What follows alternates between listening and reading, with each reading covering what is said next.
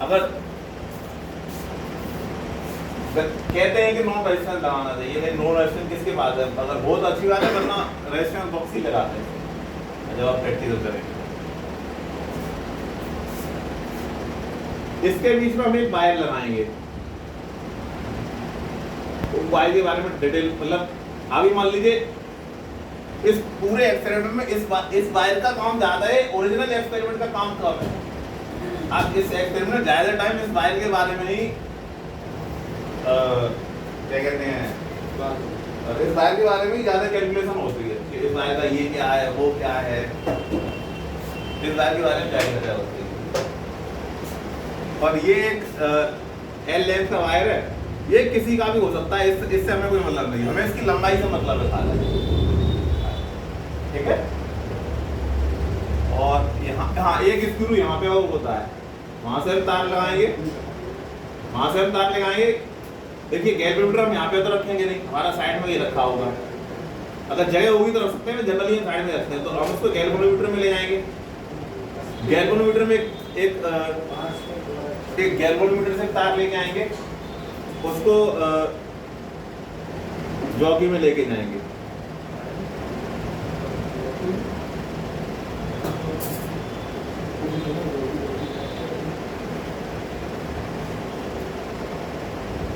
ये पॉइंटेड नहीं होता है, इसको मैं कैसे बताऊं, पेचकस की तरह होता है। इसकी जो नीचे की होगी ना, पेचकस की तरह होगी,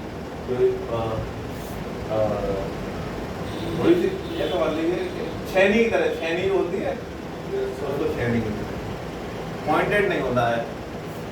तो ये है पूरा तरीका। यहाँ से यहाँ चाहे आप यहाँ से कनेक्ट कर लीजिए, ये आपके पास ऑप्शन है, चाहे आप यहाँ से ले लीजिए, चाहे आप यहाँ से ले लीजिए, और चाहे आप यहाँ से ले लीजिए, यहाँ से ले लीजिए। यहाँ से हम एक तार ले आते हैं, इनको ज्वाइन किया जाएगा, चाहे डायरेक्ट चाहे कॉपर स्ट्रिप से। ये सब जो बनी हुई है इस तरीके से, इस बोर्ड पे सबसे पहले जो बनाई थी हमने, ये जो स्ट्रिप्स बनी हुई है, ये कॉपर स्ट्रिप होती है। मान के चलते हैं इनका रेजिस्टेंस 0 होता है, तो मान के चलते हैं, नहीं है वो अलग बात है, वास्तव में क्या है वो अलग बात है। हम यहाँ से इसको बैटरी से रन कराते हैं, जनरली आप बैटरी से रन नहीं कराते हैं। आपने देखा होगा एक इतना सा बॉक्स होता है, उसमें बटन रहता है, आपको 2 वोल्ट चाहिए, 4 वोल्ट चाहिए, ऐसे बटन से घुमा के हम उसमें मतलब उसको 2 वोल्ट की बैटरी बनाना चाहते हैं या 4 वोल्ट की बैटरी बनाना चाहते हैं, आप बना सकते हैं। उसको कोई नाम नहीं जाना आपके में है। बैटरी आप ये सोच रहे हो बैटरी आती है, वो बैटरी यूज होगा और बहुत कम यूज होती है, उसी का ज्यादा यूज करते होंगे, ज्यादा आसान है उसका यूज करना। स्टेपलाइजर नहीं आते थे पहले, तो वो बॉक्स आपको स्टेपलाइजर की तरह ही लगेगा, लेकिन हाँ उसको बोलते हैं बैटरी एलिमिनेटर। मतलब उसने हमारे इस पूरे एक्सपेरिमेंट से बैटरी को एलिमिनेट किया है और खुद आ गया है, तो उसको बैटरी एलिमिनेटर बोलते हैं। तो जहाँ बैटरी यूज होती है तो उस बॉक्स को हम यूज करते हैं, उसको हम उसमें लगा देंगे, तो फिर वो बैटरी की तरह काम करेगा। उसको 2 वोल्ट पर रखेंगे तो 2 वोल्ट देगा, 4 वोल्ट पर रखेंगे तो 4 वोल्ट देगा। तो यहाँ से हम इसको रन कर लेंगे। तो अब आप इसको विजुलाइज करिए व्हीटस्टोन ब्रिज की तरह। यहाँ पे एक रेजिस्टेंस लगा हुआ है, एक रेजिस्टेंस यहाँ पे लगा हुआ है, और एक रेजिस्टेंस यहाँ पे लगा हुआ है, और एक रेजिस्टेंस यहाँ पे लगा हुआ है, ठीक है। और यहाँ से हमने उसको बैटरी से रन करा रखे। अभी आप यहाँ 2 भी दिखाई दे रहे होंगे आपको। जो 1 मीटर का वायर है 100 सेंटीमीटर का, इसको 1 मीटर का ना बोलते हैं हम लोग, 100 सेंटीमीटर का बोलते हैं, क्योंकि वो पता चल जाएगा आपको। तो ये 100 सेंटीमीटर का वायर है जो कि 1 मीटर हो, इसलिए मीटर बेच बोलते हैं इसको हम 2 टुकड़ों में डिवाइड करने वाले हैं। तो ये है, यहाँ पे कोई दिक्कत तो पूछिए।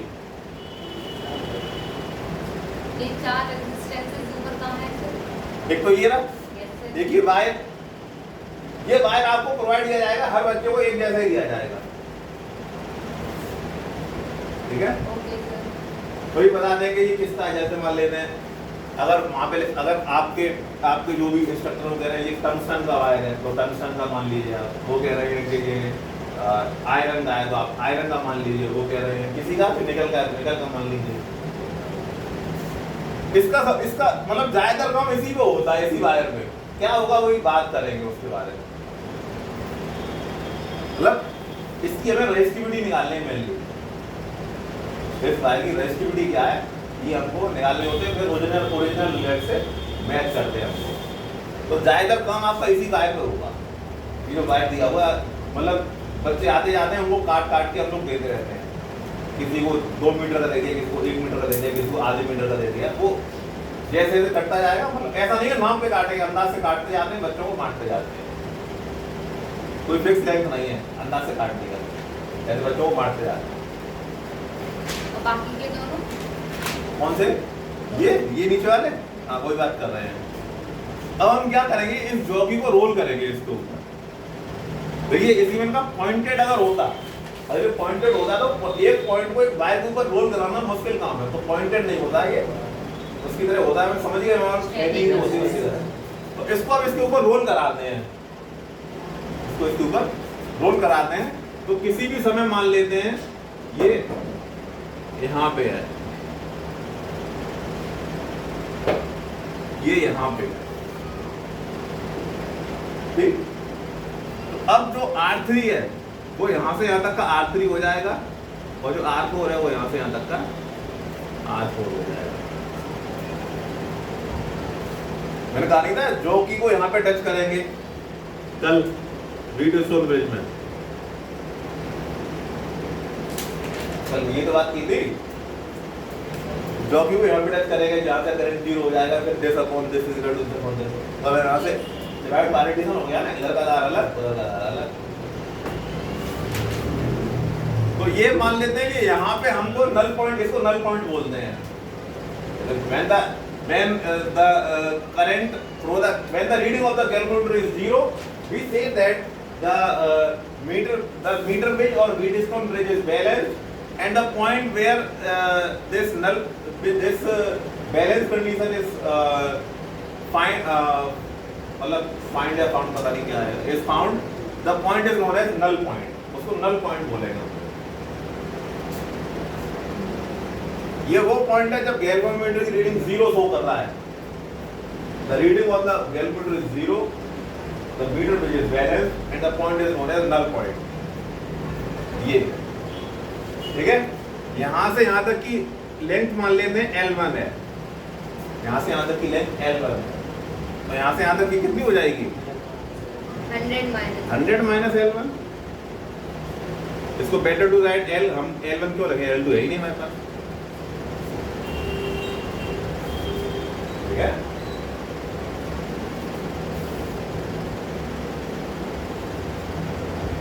यहाँ से यहाँ तक L, यहाँ से यहाँ तक L1 लिखना चाहते हो L1 लिख सकते, कोई दिक्कत नहीं, यहाँ तो कोई दिक्कत। तो अब आपको दिखाई दे रहा होगा कि ये एक व्हीटस्टोन ब्रिज है, ये एक रेजिस्टेंस ये, एक ये, इन दोनों के बीच में देखिए गैल्वेनोमीटर का वायर है, एक रेजिस्टेंस ये, एक रेजिस्टेंस, और इन दोनों के बीच में गैल्वेनोमीटर का वायर है। तो आप उससे इसको विजुलाइज कर सकते। तो ये एक कॉन्सेप्ट है, ये उसका एप्लीकेशन है, व्हीटस्टोन ब्रिज का कॉन्सेप्ट।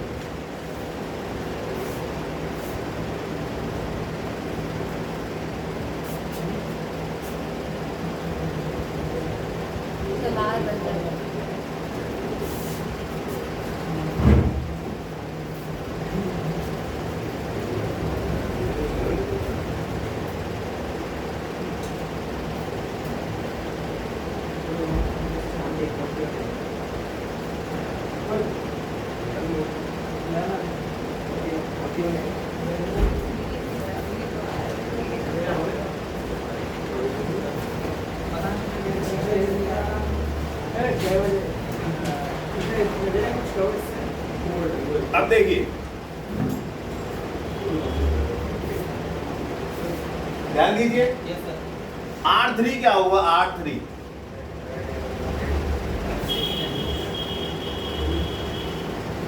रोएल अपॉन रेजिस्टेंस क्या होता है रो इस वायर की रेसिप्रोसिटी नीचे वाले की, ठीक है। ए इसका area of cross section, L इसकी लेंथ क्या है, अभी यहाँ पे एल ही हमने ले रखी है, L1 लेना चाहते हैं तो L1 ले सकते हैं, ठीक है। तो R4 कितना हो जाएगा, रो एल अपॉन ए, पर वहां पे L कितनी है अभी 100 माइनस L है,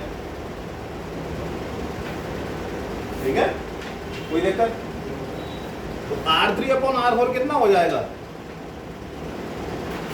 R3 अपॉन R4 डिवाइड करिए, वायर तो वही है तो रेसिप्रोसिटी सेम रहने वाली है और एरिया ऑफ क्रॉस सेक्शन भी वही है, क्योंकि वायर तो जैसा यहाँ वैसा हम मान चल रहे हैं यूनिफॉर्म वायर है, तो area of cross section is same, तो क्या रह जाएगा L अपॉन 100 माइनस है, समझ में आ गया। ये आपके पास रेजिस्टेंस बॉक्स है तो इसमें कितना रेजिस्टेंस होगा ये वहां शो कर रखा, मतलब शो रखा हुआ, आपने मान लिया 2 पिन निकालिए तो उसके हिसाब से जो रेजिस्टेंस हो, 1 और 2 ओम की निकालिए तो तीनों जो आपके पास हो। अब देखिए इसका काम क्या है रेजिस्टेंस बॉक्स होने का, वो और समझिए। कभी कभी ऐसा होता है कि पूरे वायर पे जो कि बैलेंस ही नहीं हो रहा है भाई, मतलब वो सब सेटिंग हमारी, वो आप जब डीप स्टडी करेंगे तो आपको अपना समझ में आ जाएगा कि क्यों नहीं बैलेंस हो रहा है, तो फिर हम रेजिस्टेंस कम या ज्यादा कर सकते हैं ताकि हमारा जो बैलेंस पॉइंट है यहीं मिल जाए, तो हमारे पास तो इतना ही वायर है, वो ज्यादा है नहीं आगे, तो रेजिस्टेंस को कम ज्यादा हम करते रहते हैं। इसको भी चेंज कर, अब हमारे पास इसका भी ऑप्शन है, अब हमारे पास क्योंकि हम बैटरी तो यूज कर नहीं रहे, हम बैटरी एलिमिनेटर यूज कर रहे हैं, तो उससे हम वोल्टेज कम ज्यादा कर सकते हैं। तो हमारे पास 2 ऑप्शन है, इसका भी ऑप्शन है और इसका भी ऑप्शन है, तो हम ताकि हमें अपना नल पॉइंट ये इसी वायर पे कहीं मिल जाए कर सकते हैं। तो R3 और R4 आ गया, समझ में आ गया। और ये आप लिख सकते हैं resistance of the resistance box is known from our, जो भी एक्सपेरिमेंट हम कर रहे हैं पता होगा हमें, वहां दिखाई दे रहा है। आगे लिखिए, ये लिख दिया आप लोगों ने, लिख लीजिए।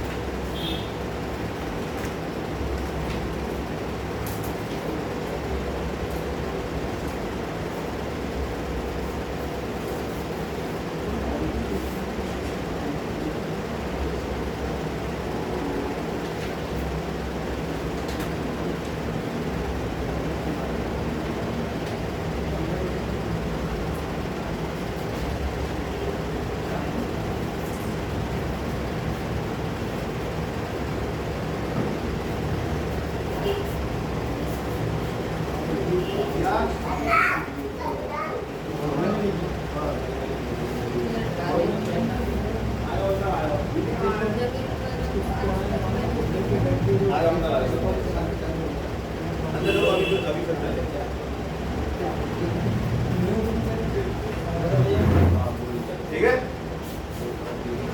अब देखिए, when the meter bridge is balanced, when the meter bridge is balanced, R1 upon R2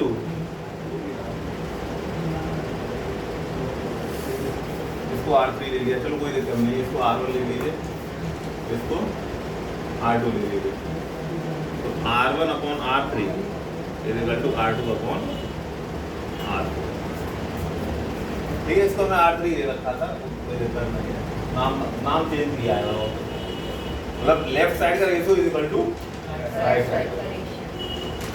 इसको भी हम इधर कर सकते हैं, R2 यहाँ आ जाएगा, ये ऊपर चला जाएगा। देखिए तो ये क्या हो जाएगा, R1 upon R2 is equal to R3 upon R4, तो R3 अपॉन R4 क्या आया था, L अपॉन 100 माइनस। अगर आपको L पता है तो 100 माइनस L पता है, वो L तो दिखाई दे रही है आपको, this is a metre scale, यहाँ पे मीटर स्केल लगा हुआ है, यहाँ पे मीटर स्केल चिपका हुआ है इसके नीचे, जस्ट नीचे। आप L मेजर कर सकते हैं तो 100 माइनस L मेजर कर सकते हैं, तो आपके पास ये आ गया, आपके पास ये आ गया। R1 जो है वो रेजिस्टेंस बॉक्स में दिखाई दे रहा है कि कितना है, आप देख सकते हैं, आपके सामने रखा है। Yes sir. तो यहाँ से आप R2 निकाल लेंगे, R2 निकल गया आपका, जो भी आ रहा होगा। अब असली काम शुरू होता है। हमें इस वायर का रेजिस्टेंस पता चल चुका है, जो हमें टीचर ने काट के दिया था, उसका रेजिस्टेंस हमें पता चल चुका है। अब असली काम शुरू होता है। अब हम क्या करेंगे, R2 क्या होता है, रो एल अपॉन ए। रेजिस्टेंस क्या होता है, इसकी जो लंबाई होगी, मान लेते हैं इसकी लंबाई है क्या मान ले, 20 सेंटीमीटर। नहीं L2 मान लेते हैं, जो भी हो, या आप जो आप मानना चाहें, L1 L प्राइम जो मानना है, ठीक है। L2 मान ली, और एरिया इसकी जो होगी, और R2 हमें पता है, R2 हमें पता है। हाँ, अब इसकी लंबाई कैसे निकालेंगे, आप इस बाइक को यहाँ से खोलेंगे और मीटर में ना वो जो भी स्केल है उससे नाप लेंगे आप, तो आपको लंबाई इसकी पता चल गई। एरिया ऑफ क्रॉस सेक्शन इसका मेजर करेंगे स्क्रू गेज से, सबको पता होगा स्क्रू गेज से। तो इस वायर का जो यही सबसे बड़ा काम है इस पूरे एक्सपेरिमेंट में, इसका एरिया ऑफ क्रॉस सेक्शन पता करना। बहुत ही ये यहाँ पे गलतियां बहुत ज्यादा होती हैं। तो इस वायर का एरिया ऑफ क्रॉस सेक्शन आप स्क्रू गेज से पता कर लेंगे, तो वो आ जाएगा। तो यहाँ से इसकी रेजिस्टिविटी निकाल सकते हैं, इसकी आ जाएगी। This is the experiment. तो ये इसका हमारी पढ़ाई से कोई मतलब नहीं है इसका, हमारी पढ़ाई तो यहाँ पे हो गई। ये आपके एक्सपेरिमेंट के हिसाब से इसका रेजिस्टिविटी कहते हैं, तो यहाँ पे इसकी रेजिस्टिविटी निकाल सकते हैं। तो इसका जो एम ऑफ द एक्सपेरिमेंट होता है